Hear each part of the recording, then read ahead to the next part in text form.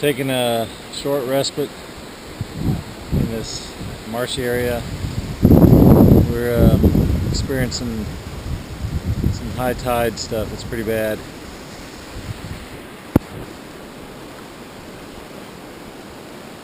It's rushing in on us.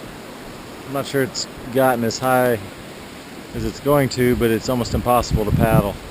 It's not giving us much of a break, and there's nowhere really to land, so we're standing in this about 1.5 foot deep water, just sitting here because it's the only place we could find out of the wave. It's a jungle.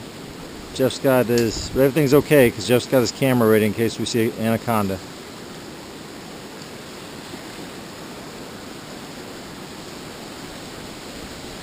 Ready for the tide to turn. It should be within the hour,